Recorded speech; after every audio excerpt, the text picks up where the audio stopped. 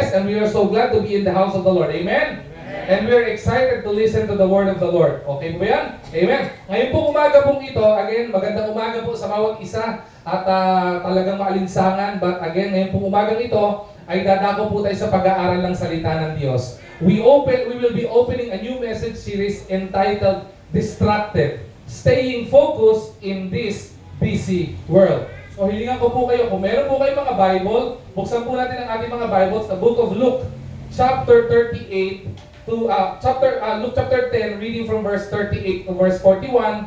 Tapos, buksan din po natin yung Bible po natin sa Hebrews chapter 12, verse 2. Okay, yan po yung ating po babasahin. Ang una po nating babasahin ay Hebrews 12, 2 po muna. Tapos, babasahin natin yung susunod, yung Luke 10, 38 to 41. Okay? So, tayo po tayong lahat bilang pagbibigay galang sa pagbasa po ng salita po ng Diyos. Ito po muna ang sabi ng Hebrews chapter 12 verse 2. Looking unto Jesus, the author and finisher of our faith, who for the joy was set before him, endured the cross, despising the shame, and is set down at the right hand of the throne of God. Sumunod po, verse na babasahin po natin ay manggagaling po sa Luke 10:38, Luke chapter 10 verse 38 to 42. Ang sabi po diyan, as Jesus and his disciples were on their way, he came to a village where a woman named Martha opened her home to him. Verse 39, she had a sister called Mary, who sat at the Lord's feet listening to what he said. But Martha was distracted by all the preparations that had to be made. She came to him and asked, Lord, don't you care that my sister has left me to do the work by myself? Tell her to help me. Verse 41, Martha, Martha, the Lord answered, you are worried and upset about many things, but few things are needed, or indeed only one. Mary has chosen what is better, and it will not be taken away from her. May the Lord be blessed upon the reading of His Word. So madali po tayong dumako sa Panginoon sa pananalangin. Hingin po natin Panginoon at gabay niya sa ating pag-aaral ng salita niya.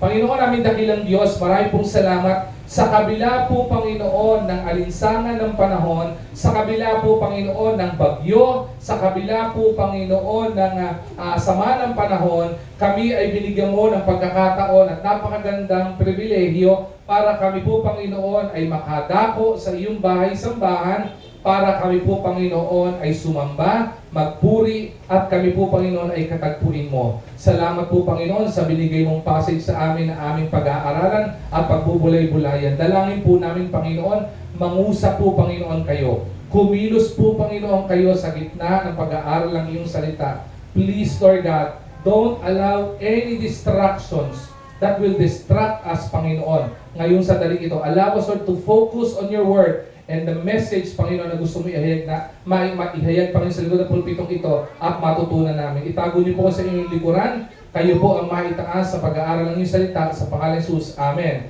at Amen. Sige po, maaari po tayo magsiupo. Alright? Sige po. Ngayon po, ang ating pag-uusapan is about distractions. Okay? Living, okay, or staying focused in this busy world. Ito pong mundong ginagalawan natin is so busy. Diba? Marami po tayong po pwedeng pagkaabalahan. Marami po tayong po pwedeng pagkabisihan sa mundong ginagalawan po natin. Alright? At ito pong mundong ginagalawan, it's hard for us to focus. Pagdating po sa pamilya, it's hard to focus on family. It's hard to focus on our work. It's hard to focus on our duties and responsibilities. At lalo tigit, it's hard to focus on worshiping the Lord. Kaya po ngayon pong sandaling ito, pag-uusapan natin yung distractions at kung paano po tayo nadidistract dito at kung paano po tayo napipigilan, okay, doon sa kalooban ng Panginoon sa buhay natin because of these distractions. And sometimes, and most of the time, not only sometimes, but most of the times, marami pong distraction sa buhay po natin. Ito po yung nagpapabagal doon po sa paglago natin o pag-grow natin as individual. Whether as Christians or whether as an individual or whether as professionals all these distractions is actually hindering us from growing and moving forward.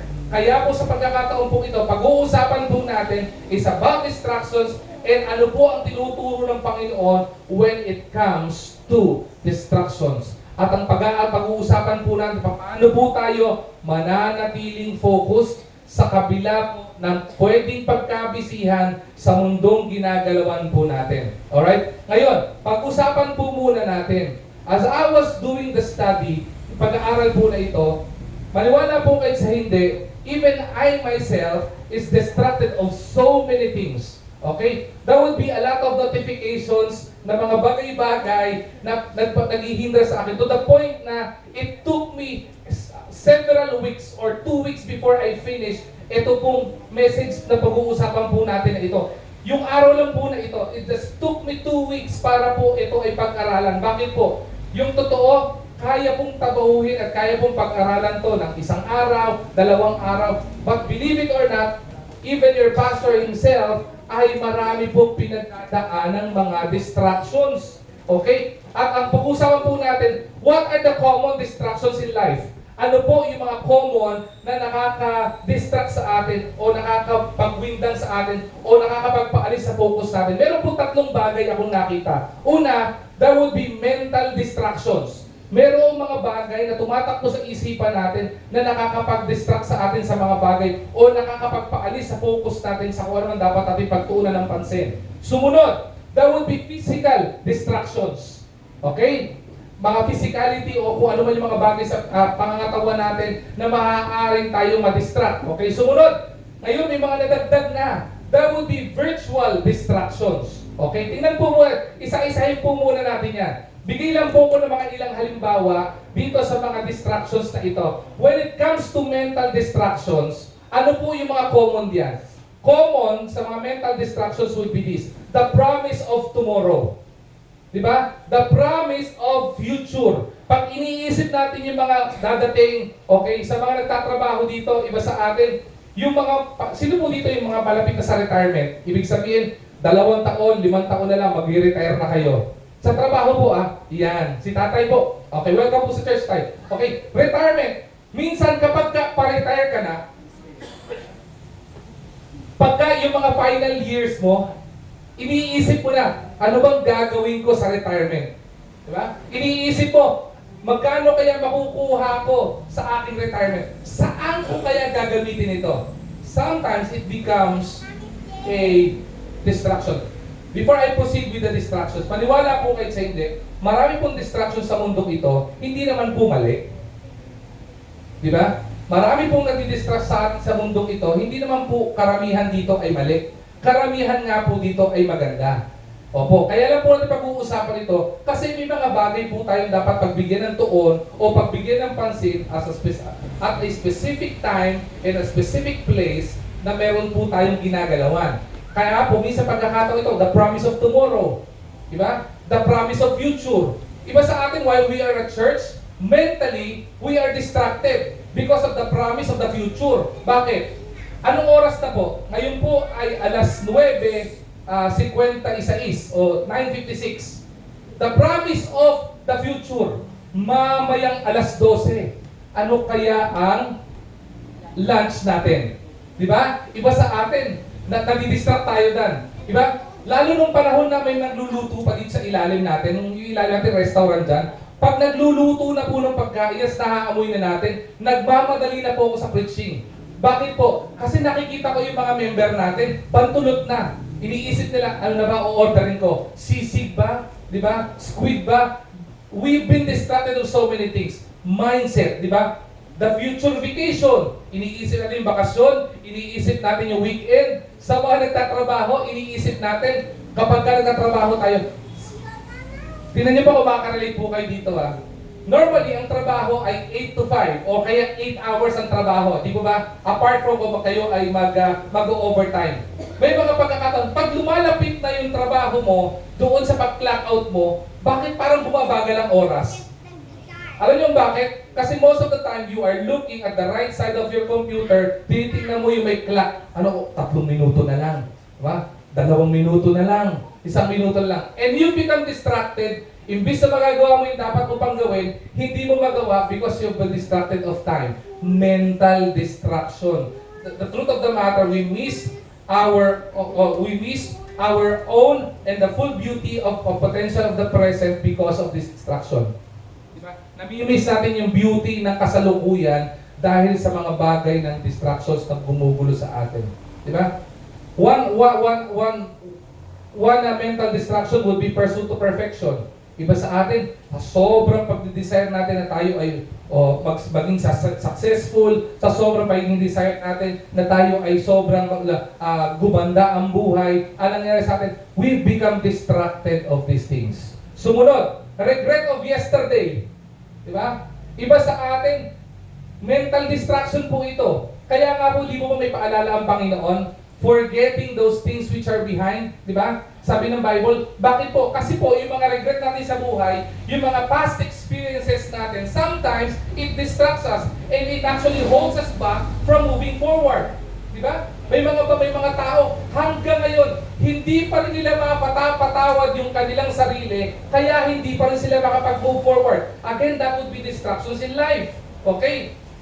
Sumunod, focus on recognition. Mental po yan, di ba? May mga tao po, mga ibang tao po, gusto po nila yung laging may tap from the back, okay lang yan. Di ba? Laging may pumupuri sa kanya. At pag walang pumuri, feeling niya, wala nang kwenta ang buhay niya. Distraction po sa buhay po yan. Sumunod na mental distraction, yung purong-puno ng comparison. Again, ako po, hindi po ako naniniwala sa comparison. Okay?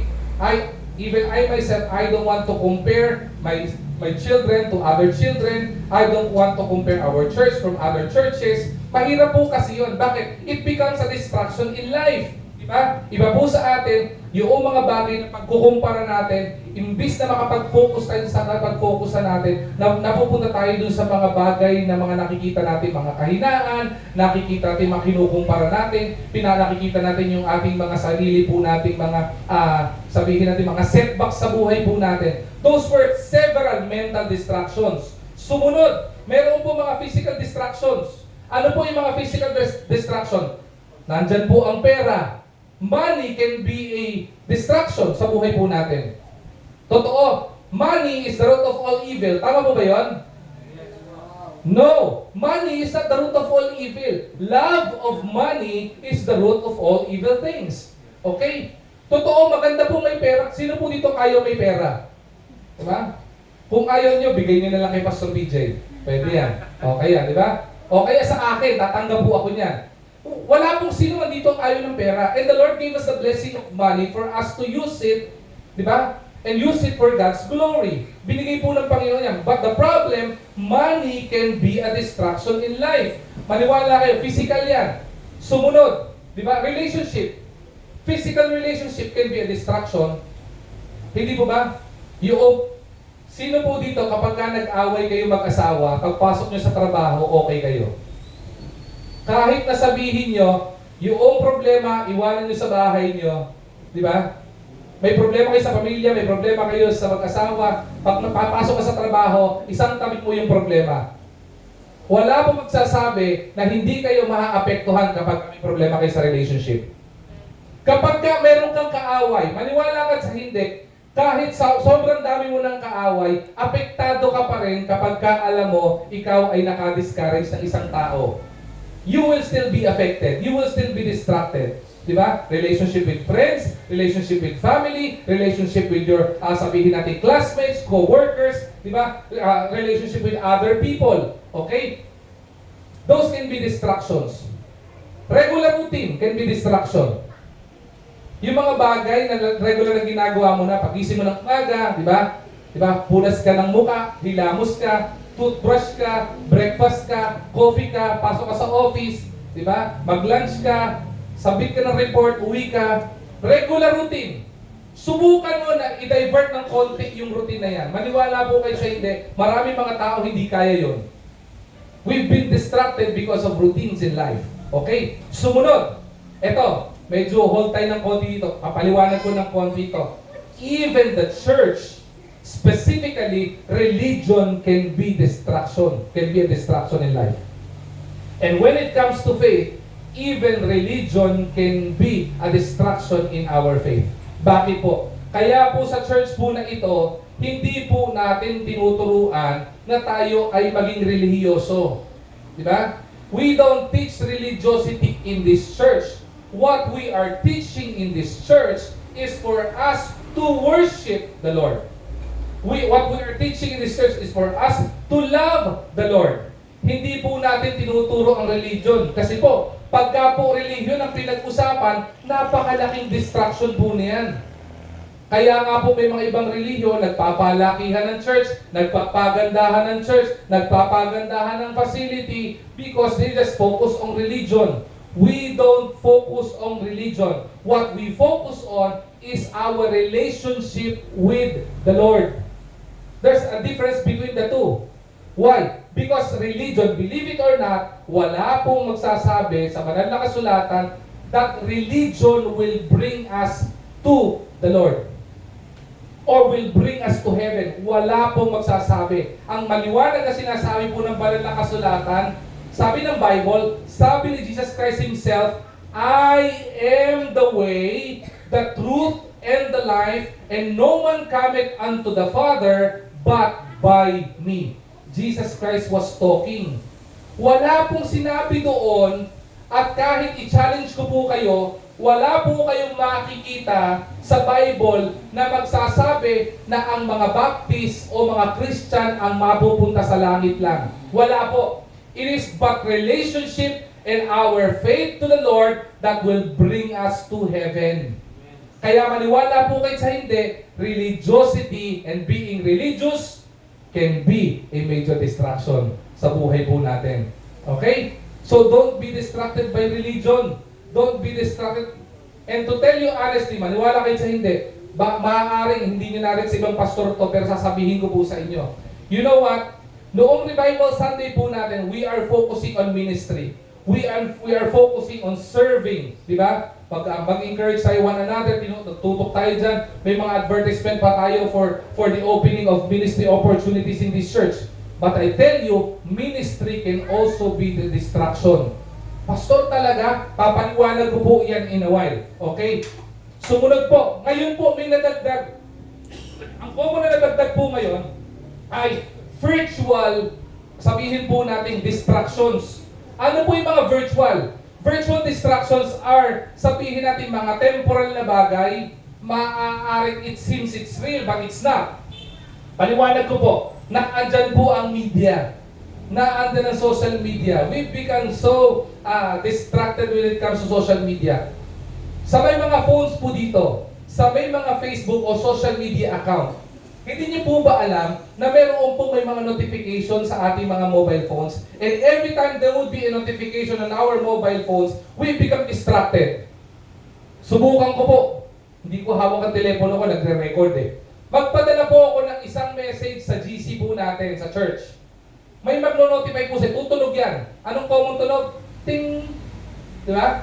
Ang mangyayari sa'yo dyan, kahit na may nagsasalita sa harapan mo, kahit nasa meeting ka, mapipilitan ka o natetem ka to look at the notification, ano ba yon? Di ba ba? Kapag ka may nag-text sa inyo, di ba? Nag-ring yung phone nyo, hindi po kayo mapapakali kung hindi damputin yan, sagutin yan at tingnan po yan. Kahit anong ginagawa po ninyo. Di ba? Iba nga po, minsan nasa CR na eh. Yung po hindi ko maintindihan. Yung bang kahit nasa CR, dala-dala yung telepono, bakit? Ganun ka ba ka-busy? At yung, di ba? Habang naandun ka, nakaupo ka sa iyong trono, kailangan mong telepono mo, at hindi mo pwedeng mag-intay yung notification mo, na hindi mo pwedeng tingnan ng kahit isang segundo. But I tell you, medium or media can be a distraction. TV can be a distraction. During the early days, di ba, TV can be a distraction to kids. Kapag ka po yung mga unang panahon, di ba, noong mga 1990s to early 2000, nung wala pang masyadong social media, wala pang mobile phones, at yung mga bata, bago magkaroon ng mobile phone, ay talagang madugong hilingan niya dahil sobrang mahal. Maniwala po kayo mga bata nakatutok sa TV. Di ba? Yung tatawagin mo, kain na, di ba? Kahit anong sarap ng ulam, hindi nyo kayang kalabanin si Peppa Pig. Di ba? Ano yung mga palabas dati? Nung panahon ko kasi Sesame Street tsaka Batibot eh. Di ba? Si Kuya Boji, yan yung mga pinapanood namin dati. Dumami pa yan, di ba? May mga Bob the Builder. Ano yung mga paborito ni Kuya Doy dati? Ano yung paborito mo Kuya Doy? Bob the Builder, sino ba? Dennis the Menace. Hindi ako pala yun. Ano ba? Thomas and his friends. Di ba? Ang hirap alisin yung bata. Subukan mong patayin yung TV. Maniwala po kayo, magagalit yung bata. Ngayon, internet can be a distraction. Right? Mobile phone can be a distraction. Ngayon ang problema, hindi lang internet tsaka mobile phone yung distraction. Because there would be millions and tons of applications in the mobile phone na ginagamit natin, it becomes tons and tons of distractions sa buhay po natin. Maniwala po kayo sa hindi. Music can be a distraction. Sa mga adult dito, teleserye can be a distractions. Diba? Iba sa inyo, paboritong panoorin si Coco Martin. Diba? Yung, ano ba palabas niya? Probinsyano. Hanggang ngayon, di ba tumatakbo yung Probinsyano?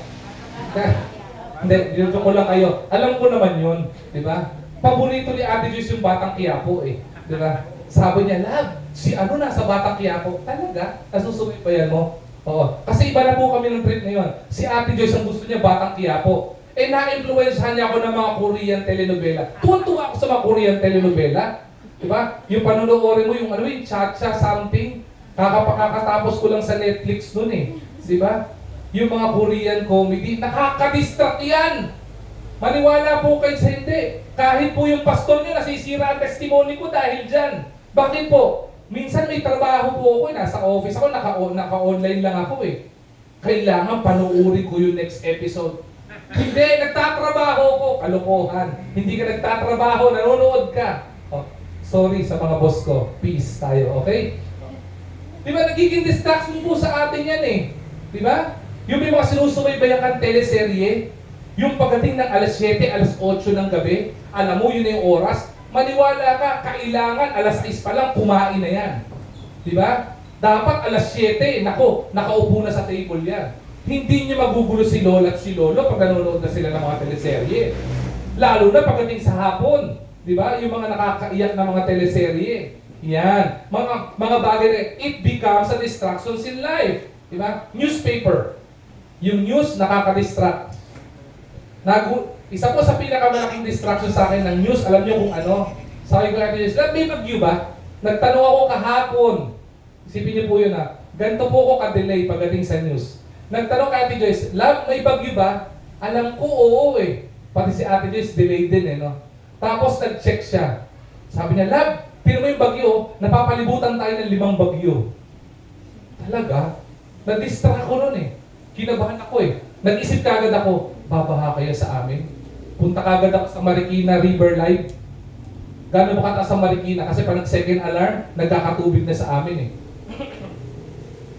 Distractions. Diba? Kids and even adults, games can be distractions in life. Diba? Yung kapag may mga nilalaro kayo sa mobile phone nyo, diba? Yung mga tipong mga color na ginaganon-ganon. Ano tawag doon? Yung mga hilig ng mga adult ngayon. Ano po tawag doon yung games na ganon? Walang gusto umamin. Okay. Yung Candy Crush yan. Yung pag ginaganon, sumasabog yung mga colors. Boom. Diba? Tuwan-tuwa tayo. Totoo, it becomes a distraction in life. Ito po ay ilan lamang pong distraction. But I tell you, maniwala kayo sa hindi, life's distraction will lead us to life's destruction. Pakilagay yun. Kasi mahirap yung ano eh. Halos pareho ang pronunciation eh. May pagkakaiba lang sa enunciation. Life's distraction will lead us to life's destruction. Kaya po, alam niyo po ba, sa Pilipinas, ginawa po yung batas na anti-distraction law when it comes to driving. Bakit? Marami pong buhay ang nasira. Marami pong pamilya ang nasira because of distraction. Pumunta kayo sa MMDA, makakakita po kayo ng records ng mga aksidente sa kalye, sa expressway, sa EDSA at kahit saang kalye na ang dahilan ng kanilang aksidente ay walang iba kundi distraction. Ask the person, bakit ka na disgrasya? It's either nakainom yan, o kung hindi, may mga pagkakataon, bakit ka nakabangga? Hindi, nakita ko kasi yung poster dun sa sa EDSA, di ba, yung poster ng bench, pagtingin kong gano'n, nagulat ako, may sasakyan na sa harapan ko. Distractions. Di ba? Maniwala po kayo sa hindi, life distraction will lead us to life's destruction. Nakakasira po ng buhay yung mga bagay na nakakapagpaalis ng focus natin sa dapat ating pagtuunan ng pansin. And next, na kailangan natin maintindihan pagdating po dito, distraction will lead us to destructive actions and distraction will lead us to destructive reactions. Di ba? Patunayan ko po sa inyo po ito. Subukan nyo po, sino po dito mga nagmamaneho? Pakitaas po kamay. Yung marunong maneho, whether yan ay kotse, motor o kung ano man yan, nagmamaneho kayo. Pakitaas po kamay. Yan, okay. Kapag ka nagmamaneho po tayo, kailangan nakafocus ka sa kalye. Tama po ba? Isa sa pinakaayaw ng ayaw po, pag ako po nagmamaneho, ay maingay sa, okay lang po sa akin sa kotse kapag ka nagkukwentuhan. Pero ang pinaka talagang kinakaanoy ko pag nagdadrive po ako, ay yung biglang may sumisigaw sa loob ng kotse. Yung biglang may tumitili, yung may naglalaro lang ng telepono, di ba? Natalo lang, biglang titili, yung ah! Yung magugulat ka ba, ano nangyari? Tama? Yung parang tipong katapusan na ng mundo. Di ba? Biglang may sisigaw sa kotse. Bakit po? Marami pong pagkakataon, marami pong na-aksidente dahil po doon. Yung nagulat, tapos ang nangyari sa kanya, nagkamali ng pihit ng manibela at nakabunggo, nabundol, o kaya bumaliktad ng sasakyan. Even I myself, meron po kami experience po diyan. Yung speaker po natin last Sunday, okay? Totoo po yung kinukwento ni Pastor Eric. Kasi Pastor Eric po ay hiniwa po siya mula dito hanggang dito. Dahil po sa aksidente sa NLEX. I think hindi pa kayo mag-asawa ni Ate Joyce noon eh. Pinuntahan po namin, kita-kita po namin kung paano hinihiwang grabe yung ospital na pinuntahan niya. Parang aquarium. Doon lang ako nakakita ng ospital na po pwede ka manood habang inooperahan yung pasyente. Kita-kita po namin, hinihiwa siya dito, patagilid, tapos binubulat-lat yung kanyang laman habang bumubulwak yung dugo. Tapos sinasakson yung dugo, inilalabas yung iba't ibang organ, nilalabas yung liver niya, nilalabas yung kung ano-ano, hinahanap kung ano yung problema niya. Alam niyo kung bakit? Because Pastor Eric during that time actually suffered an accident at NLEX. Bumiyahe po sila ng NLEX ng madaling araw. Pagkatapos nila magpagas, lumabas sila, okay, paglabas nila, malapit doon sa Pabukawe, yung may pagano na kalye, okay, ay medyo napapaidlip si Pastor Eric. Ang problema, merong tao sa likod na parang pasahero niya na sumigaw. Sa sobrang pagsigaw, nagulat, inaantok na yung tao, nawindang, nagulat, na-distract. Anong nangyari? Nagkamali ng pihit ng manibela. Ang problema, ang dala niya nun ay van. Short nose na sasakyan. Ang van po, kapag ka mali at bigla-bigla ka pumipihit ng manibela, mabilis pong tumataob yan. So, ang nangyari, tumaob yung sasakyan, lumabas si Pastor, nag-superman si Pastor Eric, nang hindi niya alam, dinampun siya sa kabilang side ng kalye ng NLEX. That's a true story. Tapos yung windshield niya, tumarak dito, para siyang sinaksak ng ice pick, hindi lumabas ang dugo, di ba? Sa loob, nag-internal bleeding siya. Because of a distraction sa buhay. Kaya maniwala po kayo, even minor distractions in life can lead us to life's destruction. Pagkasira po ng buhay po natin. Kaya hindi po nagkakamali ang government po natin na ginawa po yung anti-destructive law. Kaya po pinagbabawal ang mga nagtetelepono kapag ka nagdadrive. Because distraction can destroy your life. Pastor, are we talking about driving alone? Are we talking about distractions in life alone? Hindi po. Kasi po may mga bagay po tayo, mga bagay na kailangan maintindihan. Tayo pong mga tao, tayo pong mga mananampalataya, kahit tayo mga individual, meron po tayong problema when it comes to understanding about what is important and what's urgent. Tingnan niyo po itong sinabi dito. Sabi po ni Dwight Eisenhower, okay? Isa pong magaling na nilalang, okay? Magaling pagdating sa larangan ng paglilid ng mga tao. Sabi ni Dwight Eisenhower is this: most things which are urgent are not important. Okay? And the most things which are important are not urgent. Let me revise it. It doesn't mean that something is important, it's urgent. And it doesn't mean something that is urgent, it is important. Pastor, ang gulo mo, hindi kita maintindihan. Isa lamang pong word, isa-summarize ko po yan sa isang word. Alam niyo po kung ano yon? It's about priority. We really have problems when it comes to prioritizing things in life. If I will ask you right now, and if you will ask yourself right now, ano ang dapat mong i-priority sa buhay mo? If I will ask each and every individual who are here right now, may mga iba tayong mga sabihin ng priorities. If I will ask the fathers, katulad ko ng isang tatay, sasabihin niya, ang priority ko, pastor, ay mag-provide sa family ko. Ang priority ko, pastor, ay mag-provide at maging tatay sa tahanan. Okay? Tama po ba yun o mali? I'm not saying it's right, I'm not saying it's wrong. That's your priority. If I will ask the mother, sabihin niya, kailangan niya magpakananay.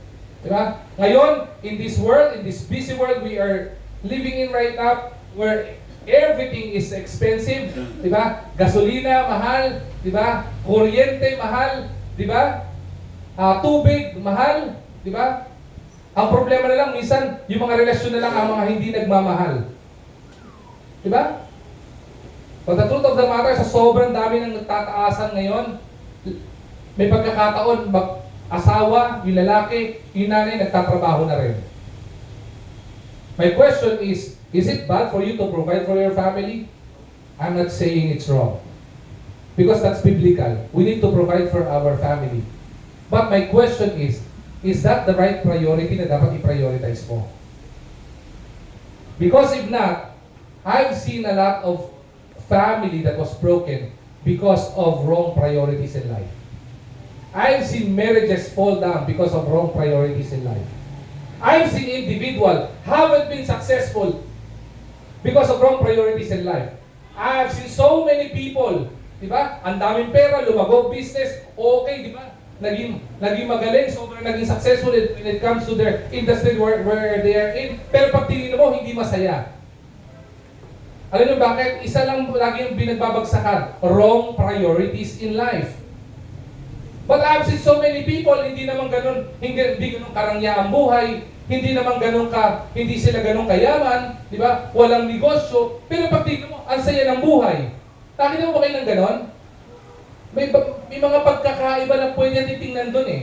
Mayroong mga variables na pwede natin tingnan. And one variable na pwede natin tingnan doon is about priorities in life. Ano po bang priority ng buhay natin? Sometimes our priorities in life is based on what will make us happy. As individual, we prioritize things which will make us happy. Kung ano yung makakapag-satisfy sa akin, ano yung makakapag-satisfy ng ego ko, yun ang ipaprioritize ko. The question is, ang problema when it comes to this, nakakalimutan natin tingnan kung ano ba yung gusto ng Panginoon. Kaya po marami sa mga mananampalataya, marami po sa ating mga anak ng Diyos, ang naliligaw ng landas at napapariwara sa buhay because of wrong priorities in life. Kaya po pinag-usapan po natin at binasa po natin kanina yung patungkol kay Martha. Diba? It doesn't mean that something is urgent, it is important.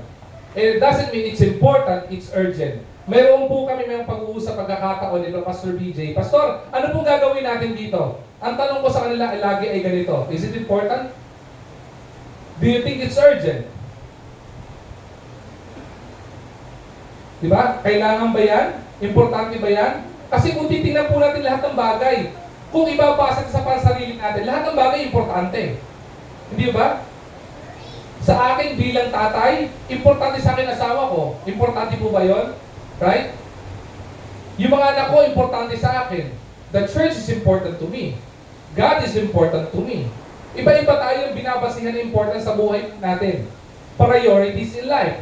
Now, tingnan po natin. Mayroon pong tatlong bagay na gusto po ng Panginoon for us to stay focused. For us to stay focused in this busy world. Maniwala po kayo sa hindi. Maraming mga bagay ang patuloy magdidistract sa atin that would veer us away from our priorities in life. Believe it or not, even weather can be used by the enemy for us to be distracted. Even physical defects in life, maniwala po kayo, pwedeng gamitin ng kaawayan para ma-distract tayo. Diba? Marami po mga tao, may mga physical defects. Minsan, ayaw nang gumalaw. Bakit? Kasi mayroong physical defect. Nagpa-apekto emotionally, ayaw nang mag-grow. Bad weather, ayaw nang lumabas. But okay lang yan, tama lang yung hindi ka lalabas pag may bad weather, di ba? Totoo, pag bad weather, that's a bad weather. Di ba, pagka bad yung weather, gusto mo nasa kama ka lang. Ang sarap patulog. Hindi mo ba? Pagka ganyan ang panahon. And it can be a distraction sa buhay natin. But the Lord wants us to focus on three things.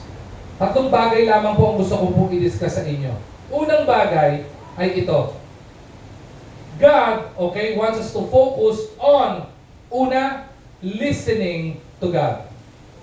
God wants us to focus on listening to Him. Yun po ang gusto ng Panginoon. Bakit po?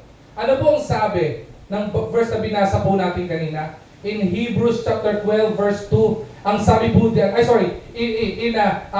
Luke chapter 10 verse 38 to 42. Ang ganda po na ito eh. But specifically, gusto kong bigyan ng focus dito po sa tagpo nito, yung sa tagpo ni Mary and Martha, doon po sa Luke chapter 10 verse 39. Ano po ang sabi ni Martha dito? Sabi niya sa Panginoon, she had a sister called Mary. Okay? Mary sat at the Lord's feet listening to what He said. Okay? Paliwanag ko po sa inyo. Ito, dito nyo maintindihan that even ministry can be a distraction. Okay? Ano po ang ginagawa ni Martha during this time?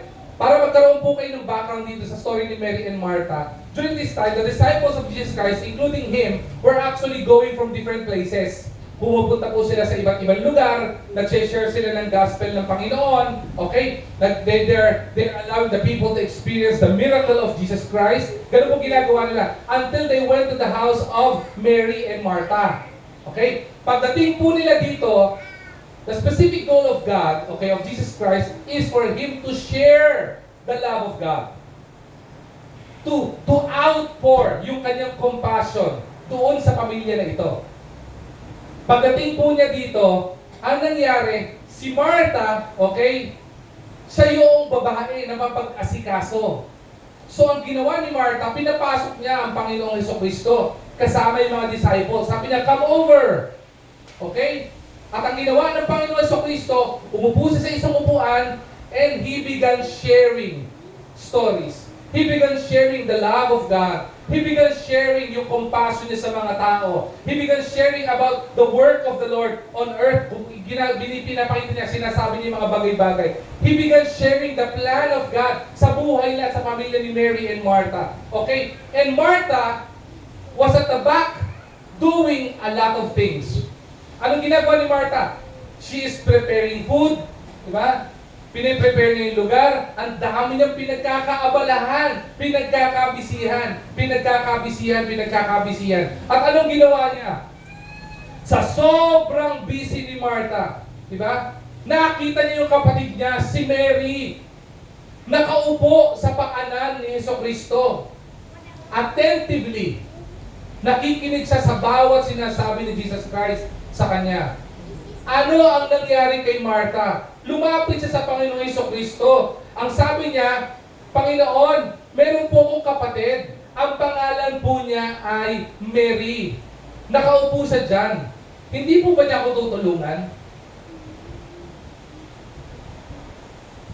Martha began, di ba, asking so many things and notices so many things sa buhay niya. Ano ang sabi ng Panginoon? One of the greatest rebuke that the Lord ever delivered was this. Who sat down at the Lord's feet listening to what He said? Sabi sa uling verse po ng verse 42, Ang sabi dito, verse 41 to 42, Martha, Martha, the Lord answered, you are worried and upset about many things, but few things are needed, sabi dito ng Panginoon. Or indeed, only one, sabi ni Jesus Christ. Mary has chosen what is better, and it will not be taken away from her. Looking at what is urgent and what is important. Yung po bang ginagawa ni Martha, importante? Yes, it's important. Yung po bang ginagawa ni Martha to prepare the place, to prepare the food, is it vital? Yes, it's vital. Is it necessary? Yes, it's necessary. Kailangan po iyon eh. But during that time, apart from the urgency of the need na ginagawa ni Martha, she misses what's very important during that time. And you know what it is? That is what Mary didn't miss. Alam niyo kung ano yon? Kung ano yung sinasabi ng Panginoon. Bakit po? Mahalaga po yung bawat sinasabi ng Panginoon. Kaya po pinag-uusapan po natin sa pagkakataon pong ito, mahalaga po yung pag-aaral ng salita ng Diyos. Kasi mahalaga po yung sinasabi ng Panginoon. Bakit? Listening to God is God showing that He has planned for us. Ulitin ko po yung pakikinig po natin sa Panginoon ay pamamaraan ng Panginoon para ipakita po ng Panginoon sa atin kung ano ang plano niya sa buhay po natin. And God showing His plan for us is God's expression of His love for us. Kaya po maraming mga mananampalataya ang pakiwari natin. When we come to the Lord in prayer, we felt like the Lord is not listening. We felt like He is millions and millions of miles away from us. We felt like parang walang pakialam ang Panginoon sa atin.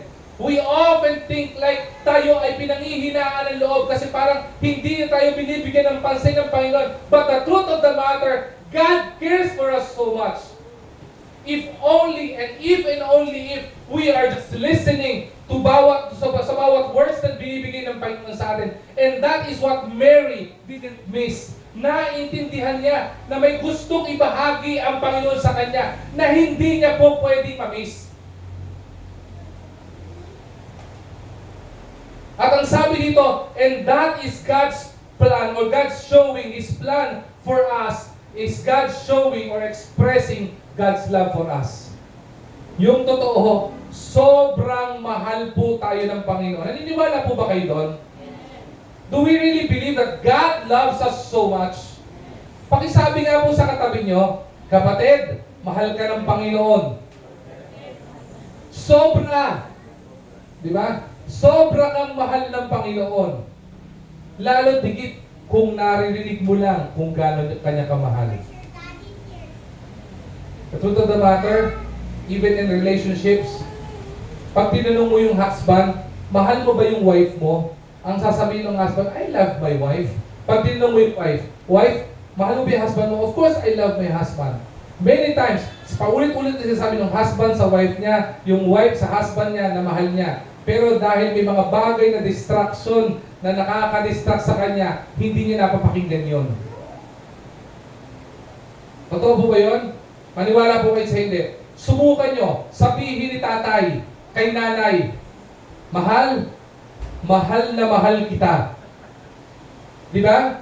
Tapos pag uwi ng tatay, hinubad niya yung medyas niya, tapos kung saan siya nagubad ng medyas, doon niya iniwan.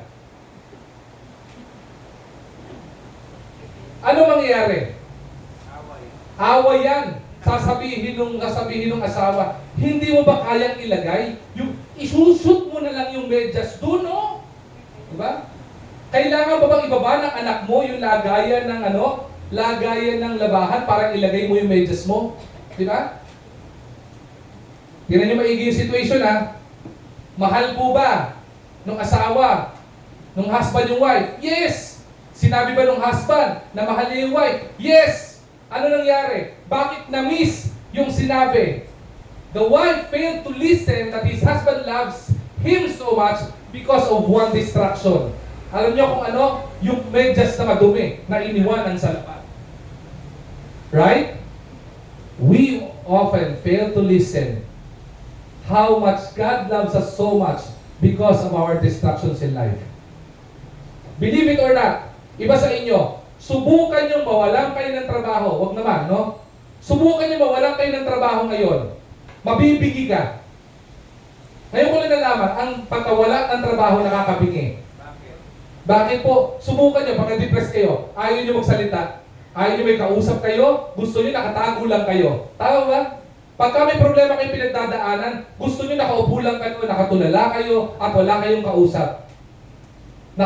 Nakakapipi din pala. Di ba? Huwag na natin intayin makabulag. Totoo nakakabulag din. Di ba? Marami pagka nawalan ng trabaho, ayaw na makakita. Ayaw na makakita ng ganda ng paligid. Di ba? Ayaw na magsalita, ayaw na makinig. Kaya natin namimiss yung mga bagay na dapat natin na-experience. That's the reason why we fail to experience God's love. The Lord is expressing His love towards us so much, but we fail to listen. Bakit? Because of distractions in life. Diba? If God has a plan for our life, it means He is willing to show it to us. Yes? Amen? Ay wala ba tayo doon? Maliwanag naman po sabi ng Proverbs chapter 3 verse 5 to 6. Ang sabi sa Proverbs 3, 5 to 6, trust in the Lord with all your heart and lean not unto your own understanding. In all your ways acknowledge Him. At sabi dito, and He will make your path straight. Itutuwid niya yung buhay mo eh. The question here is this, are we willing to listen to Him? If God is to be our guide in life, we must be willing to listen to Him. Our responsibility and our major priority in life as a child of God is to set aside all those distractions and just to listen to what the Lord is saying. Bakit? God's guidance is of no value if we, His children, aren't willing to listen to Him. Walang kahalagahan at nawawala ng value sa sarili natin, anuman ang sinasabi ng Panginoon, if we are not willing to listen to God.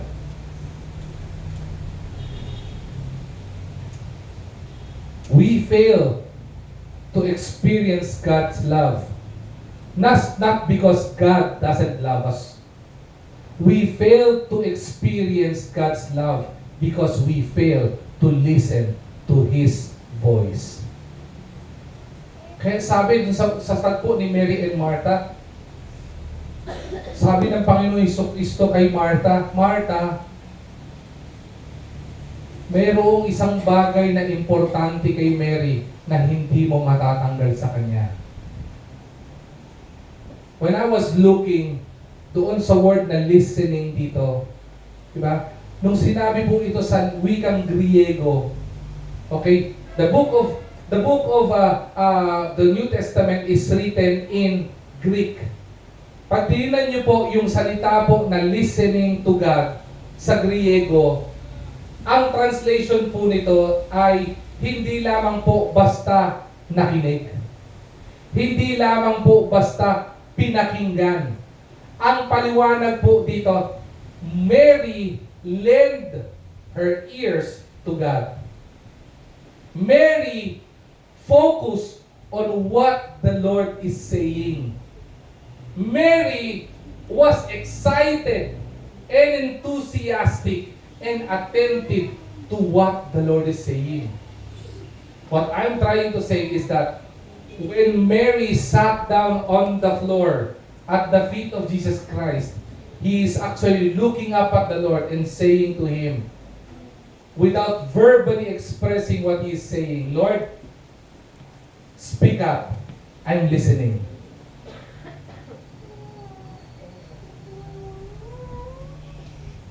Yun totoo po. Marami po sa atin. Okay. Sino po dito bumibili kayo may bibili kayo bago appliances? Dati po pag bumili kayo ng appliances, meron pong isang mahalaga na bagay sa appliance na binibili nyo na hindi nyo pinapansin. Alam nyo kung ano yon? Manual. Sino sa inyo bumili ng appliance tapos binasa nyo yung manual? Taas ang kamay. Yeah, very good. May nagbabasa pa. Sino sa inyo, pagkabili nyo nung gamit, kaya ko na yan. Ako na gagawa niyan. Meron? Aminado po ako dyan. Ngayon, dahil nalaman ng mga manufacturer na hindi na nagbabasa ng manual ang mga tao, may manual pa din. Pero inilagay nila sa YouTube University yung mga digital instructions. Pero sa kabila nito, maniwala po kayo sa hindi. Pinanonood na lang at pakikinggan na lang. Hindi pa attentive. In this busy world, where every information is available, maniwala po kayo sa hindi, pagdating sa mga instructions, ang ginagawa natin, we skip. Sino po dito nanonood kayo ng video tutorial? Sino nakapanood na ng video tutorial? Pakitaas po ang kamay. Yan. Subukan yung manood kayo ng video tutorial ng 30 minutes ang haba. Anong ginagawa po ninyo? Oh, bakit? Kasi yung video sabihin niya, ako nga pala si ganito. Bago nyo panoorin yung tutorial na to, please, like and subscribe. Nagawin nyo, forward na nga yan. Diba? Tama?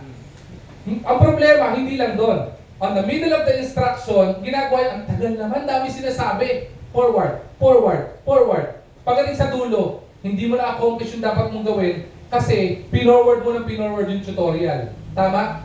We fail in following instruction because we keep on skipping with instructions. Marami sa mga manampalataya ganun din eh. We failed in this life we are living in because we keep on skipping on listening to God's Word. Every jot, every title in the Scripture is important because it was God-breathed. Hininga po ng Panginoon yan eh. And you know what? Mary didn't miss it.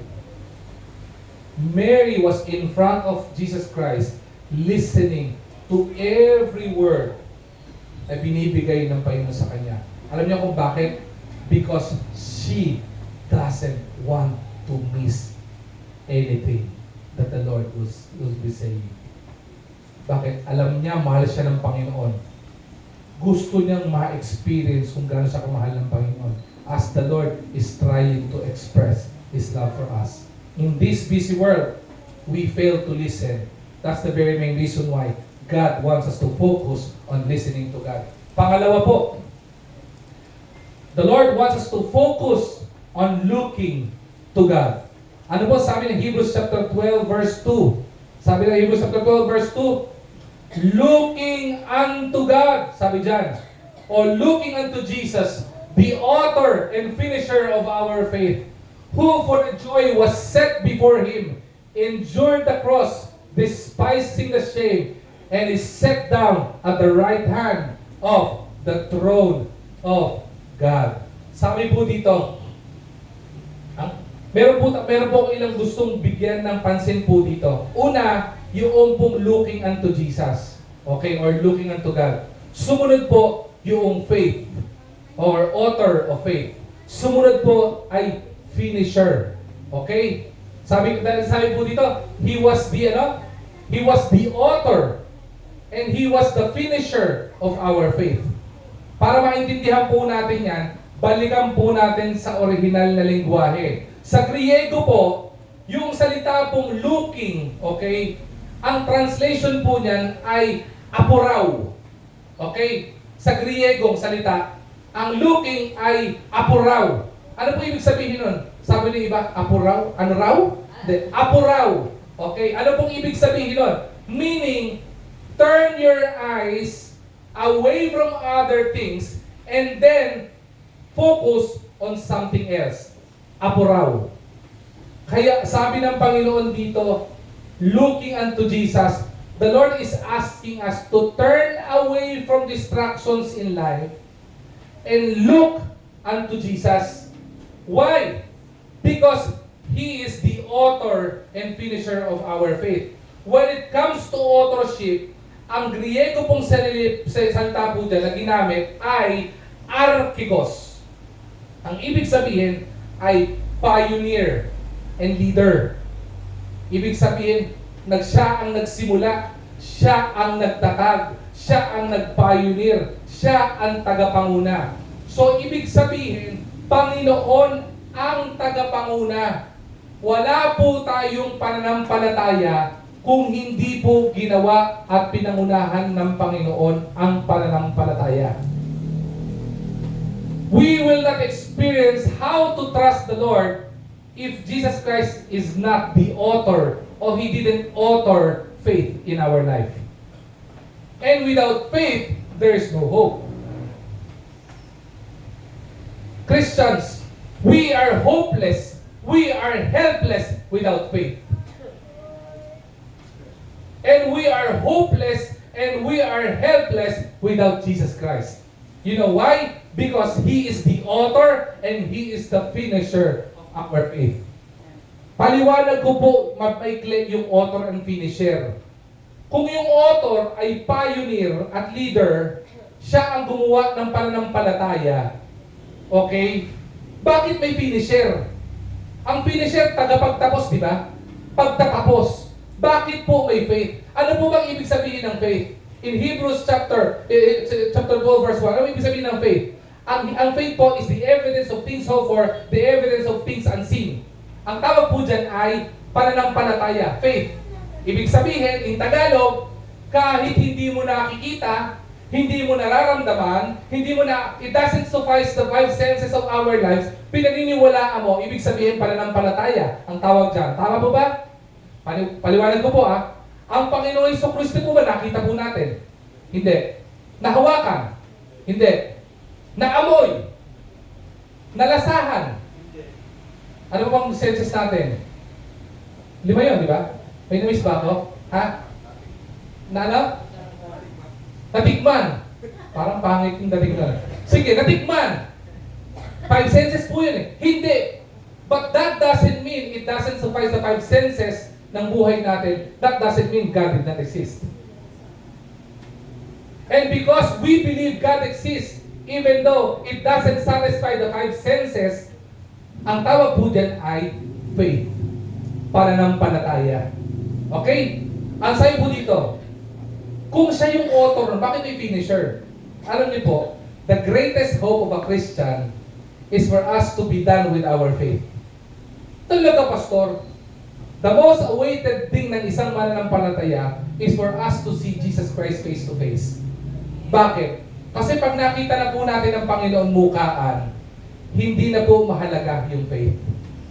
Ang gagawin ng Panginoon, after we seeing Him personally, yung taong pinananampalataya natin, yung taong pinaniniwalaan natin, pag uwi natin sa langit na bayan at makita na natin siya, wala na pong kwenta ang faith. Bakit?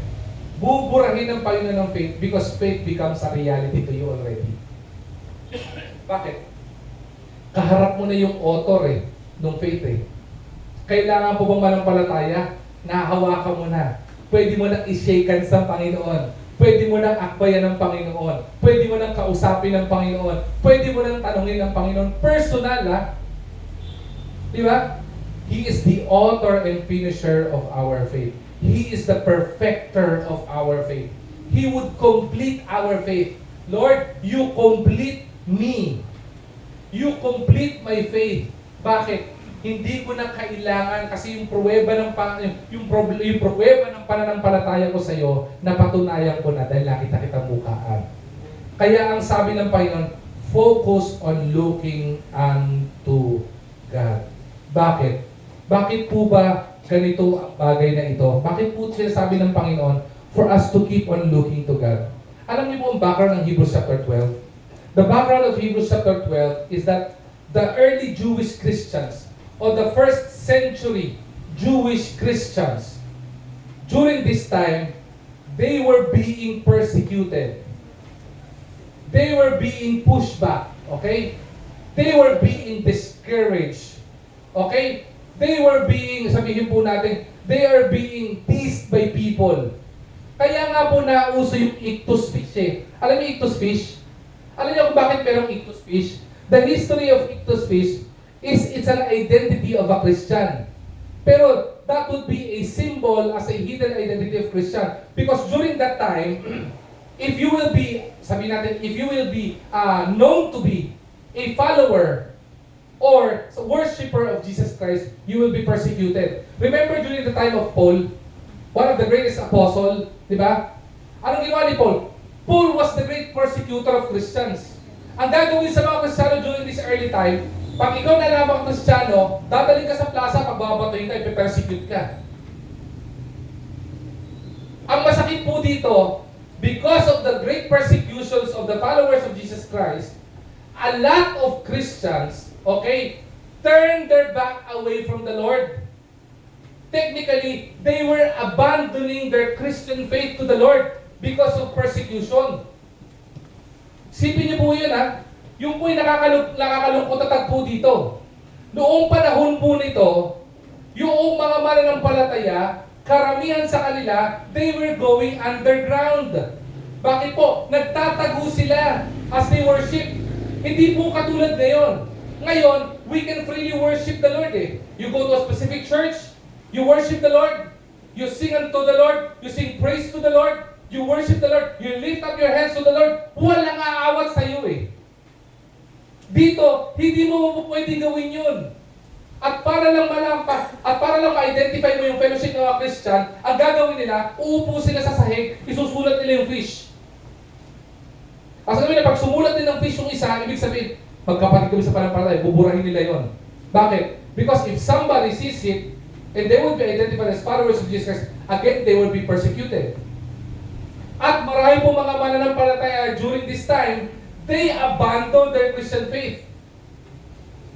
Isipin niyo po yan ha. Nakakalungkot po ito.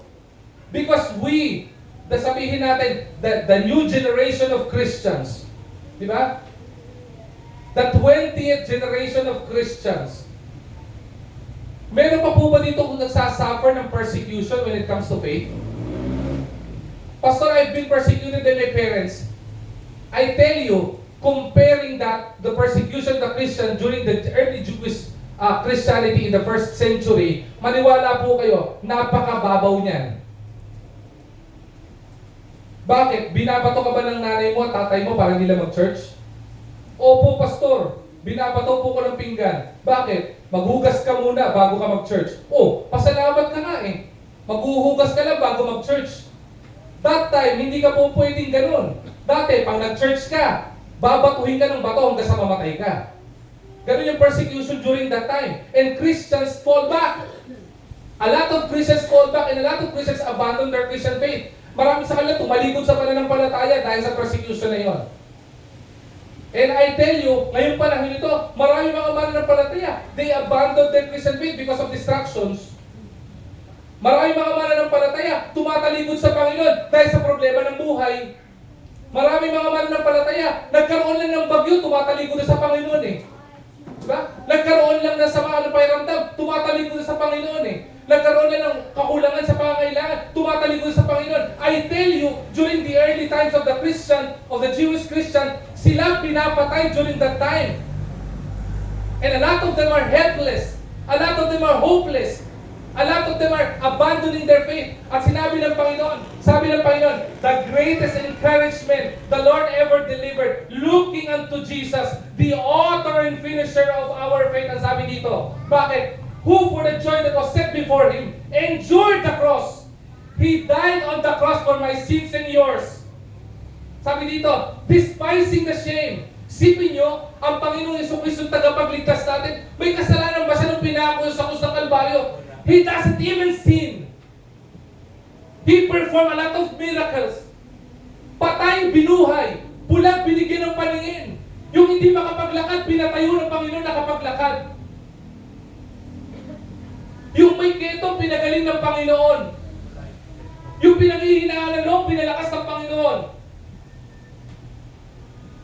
Despising the shame. Pero sabi sa kanya sa cross of Calvary, di ba? Nung pinapipili yung mga tao, sino ipapako sa krus? Sino pinili ng tao? Yung magnanakaw? Bakit ang Panginoon ba nagnakaw? Did He commit sin when He said He is the Savior of mankind, in which He is truly is? Because of His deity, Him being 100% God and 100% man, He can do that. He has the authority and the power to save us from our sins and our iniquity. Because if He will not do that, all of us are hellbound. Praise the Lord. Dumating si Jesus Christ. But He was despised. He was shamed on the cross of Calvary. Ipinahiya siya sa krus ng Kalbaryo eh. Diba sabi dito, and He sat down before at the right hand of the throne of God. Pero sabi ng Panginoon dito, lahat ng kahihiyan na po pwede nating harapin, hinarap na ni Jesucristo. Lahat ng mga bagay na po pwede nating paghirapan sa krus ng Kalbaryo, kinarga na ng Panginoong Jesucristo. All the Lord wants is for us to keep on looking unto Him. For us to keep on our focus to God. Kaya sabi ng Panginoon, turn your eyes away from destruction. Apuraw. Turn your eyes away from destruction and focus on the Lord.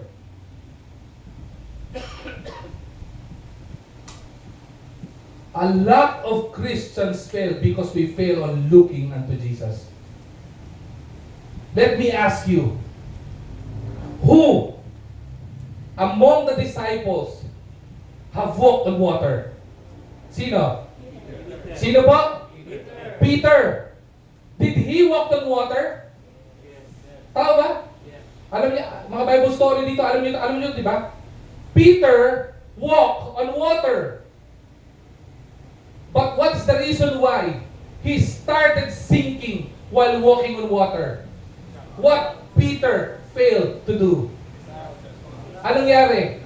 Nakalimutan niyang tumingin kay Jesucristo. Anong napansin niya? Umahaalon, bumabagyo sa paligid. Ang daming distraction eh.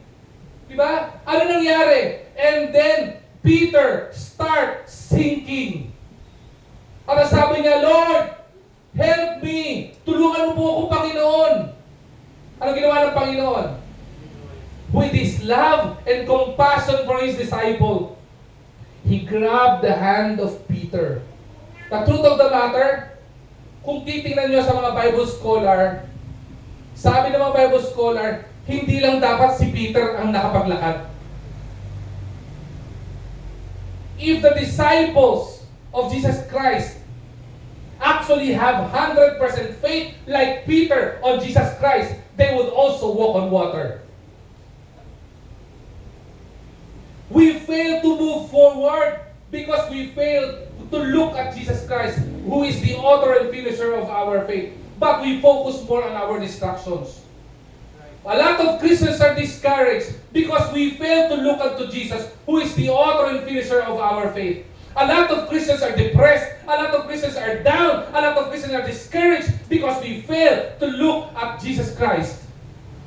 And we focus on our distractions in life. We focus on things, we focus on money, we focus on grocery, we focus on work, we focus on a lot of things. We focus on ministry. Ang dami natin pinagkabisihan apart from Mary didn't miss yung nag-focus sa Panginoon. Sana po sa ating mga mananampalataya, maging hamon po sa atin po ito. Sinasabi ko po sa inyo, pag dumadaan po sa problema, hindi ko po sasabihin sa inyo, hindi po tayo maaapektuhan. Wala pong sino mang natural at normal na tao na pag dumaan sa problema, hindi naapektuhan. Meron po ba dito nagkaroon ng problema, tumawa kayo? Pagka nagkaroon kayo ng problema, tumawa kayo, delikado yan.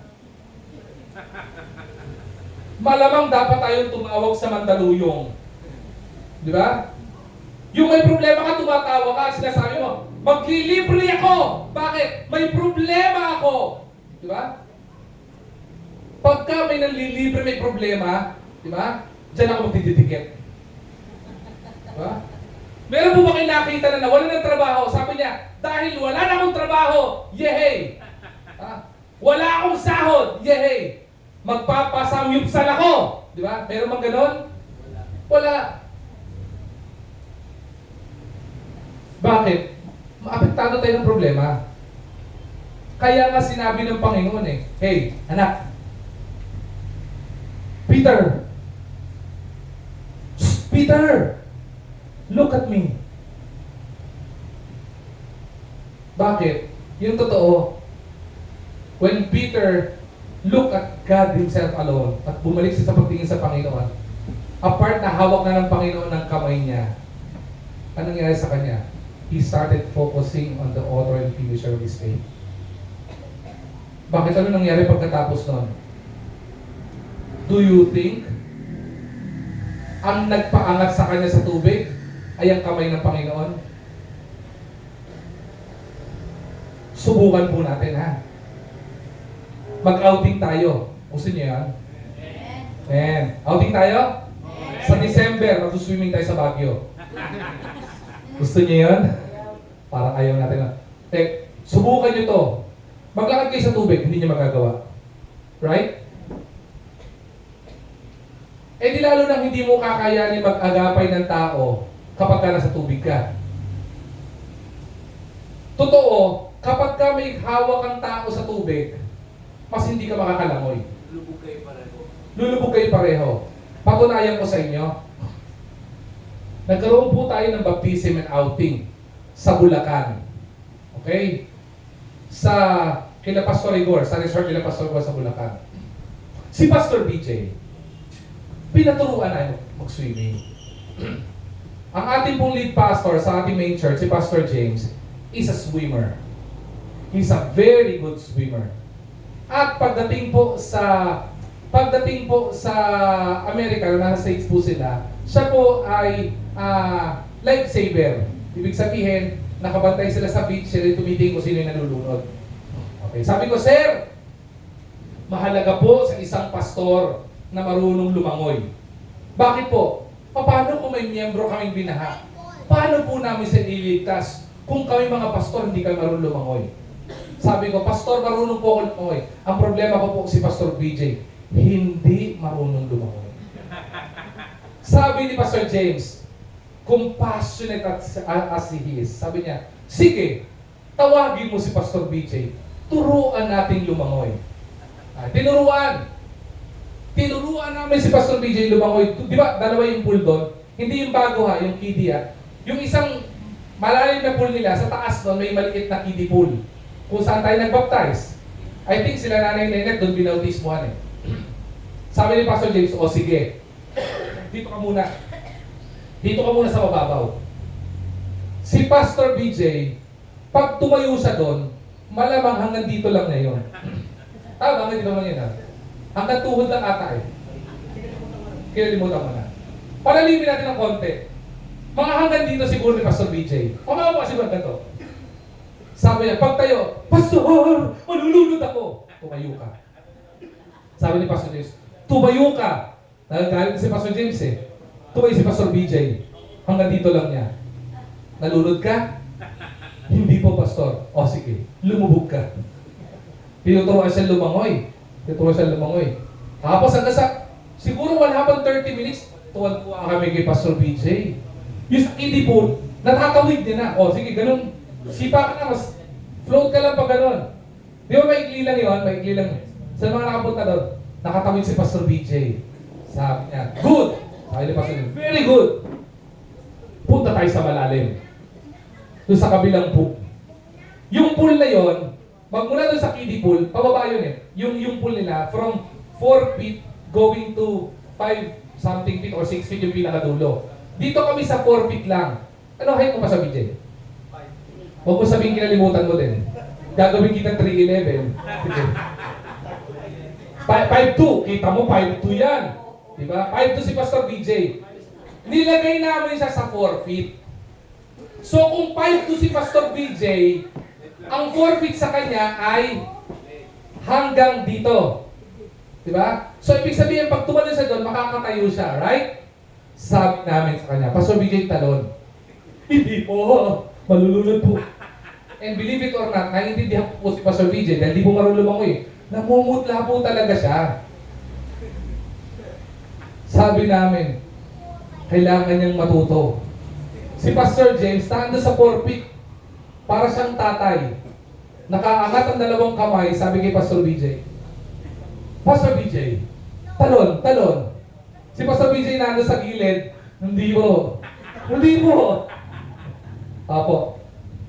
Bilang compassionate, mapagmahal, mapag-arugang pastor ni Pastor BJ, at naiintindihan ko po na hindi siya marunong lumangoy. Sabi ko, Pastor BJ, tanong ka na. Hindi po talaga, Pastor. So dahan-dahan ko po siyang puwinet. Boom. So nalaglag po siya doon sa forfeit. Alam niyo po kung ano nangyari sa kanya. Siya lang po ang nakagawa nito sa lahat ng pastoral staff. Wala pong gumawa nito kay Pastor James. Siya lang. Ginawa niya, niyakap niya si Pastor James ng mahigpit na mahigpit. Sa laki po ni Pastor James during that time, hindi po siya nag-intermittent fasting during that time. Niyakap po ni Pastor BJ. Pagyakap po ni Pastor BJ, naging kasing payat ko po si Pastor James eh. Ganun po kahigpit yung yakap. Tapos yung mukha ni Pastor James, umangat yung dugo niya. Namula yung mukha niya. Hindi ko po alam kung sa inis, dahil ganun ang ginawa sa kanya, o dahil sa sobrang higpit ng ipagkaya. Sobra po talaga. I'm not kidding. I'm not exaggerating. Sobrang higpit ng pagkakayakap. Sabi ko kay Pastor Go, o Pastor Eric, o yung kasama natin doon. Basta may katabi ako noon, isang member natin. Sabi ko, bro, delikado si Pastor BJ. Sabi niya, bakit? Naalala mo yung kwento ni Pastor James nung nagsisave siya sa nagsisave siya na nalulunod sa dagat?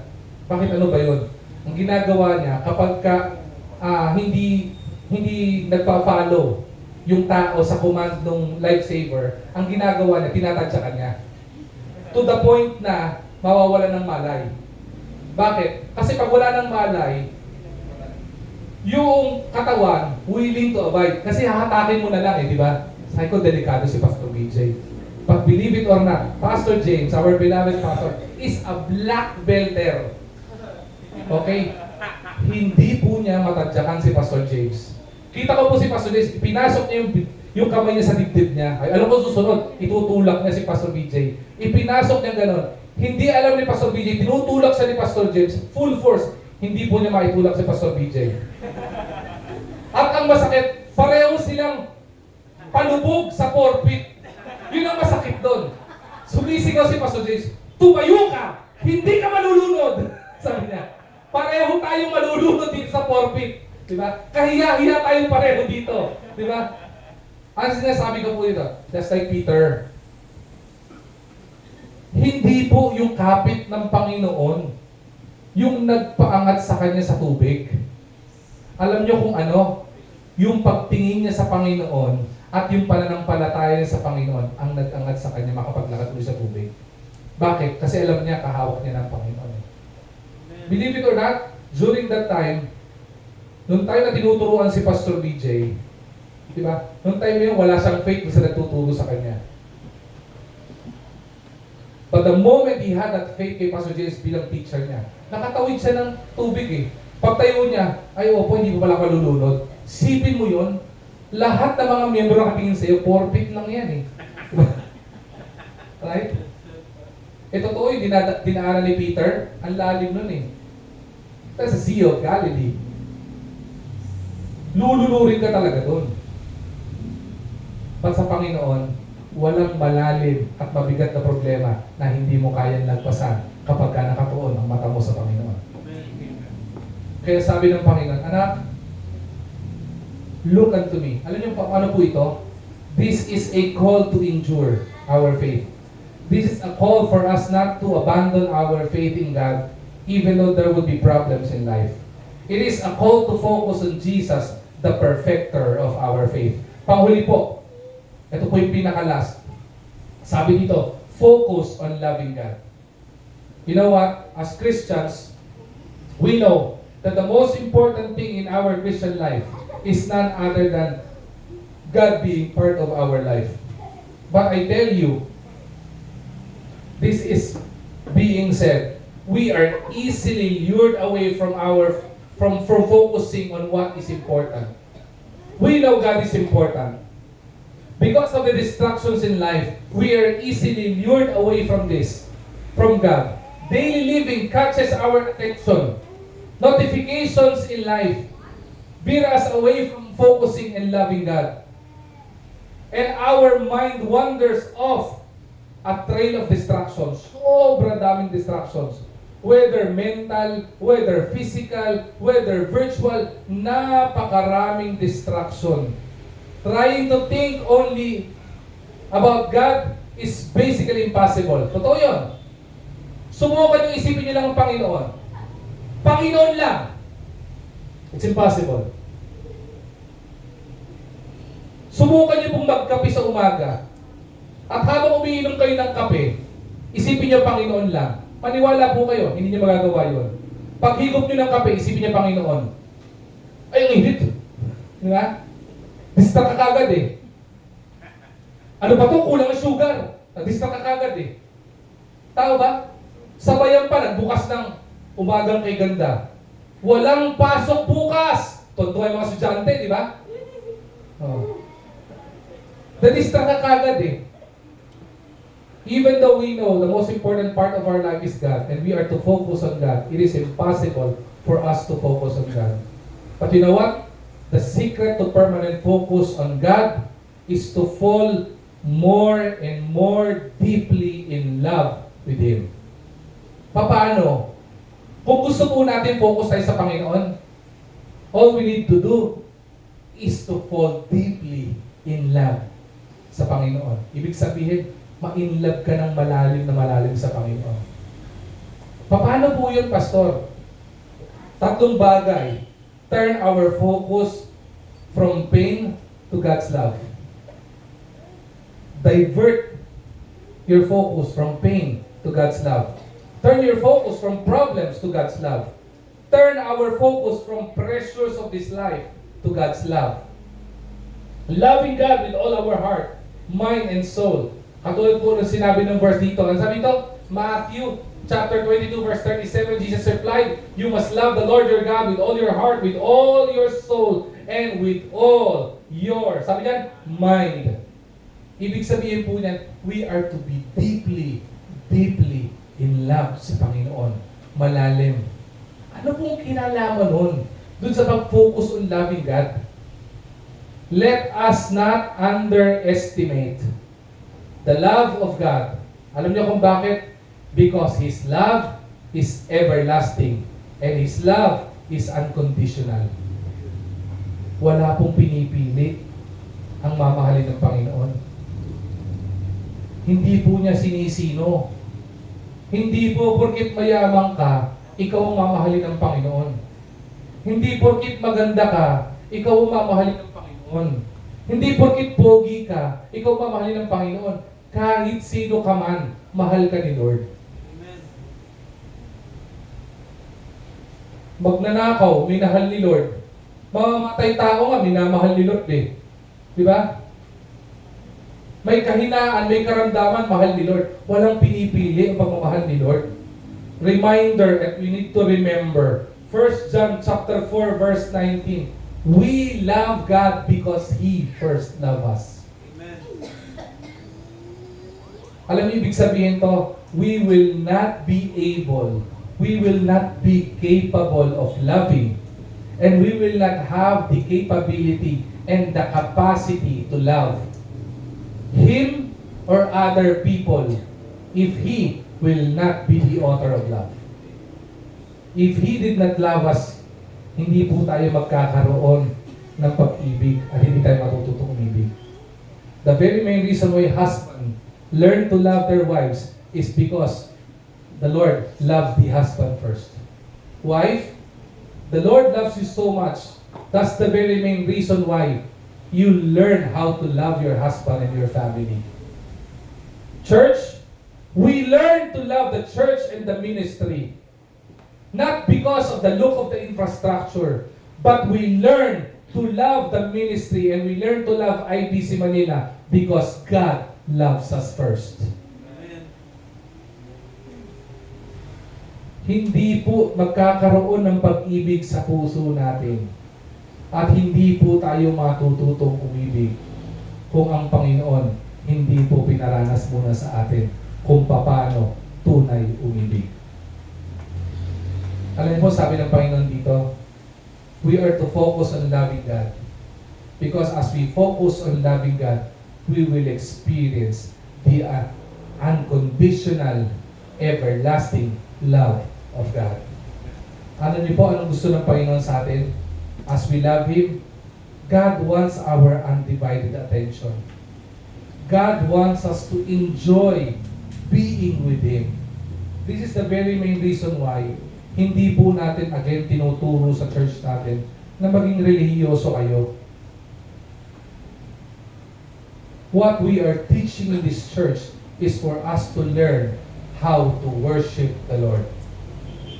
We are teaching in this church how to love the Lord. Hindi naman po siguro maliligaw tayo ng landas dyan sa tatlong bagay na po pwedeng magpaalis sa atin sa plano ng Panginoon. Marami sa atin, maaari, ngayon dapat pinagpapala ka na ng Panginoon. But you fail to listen.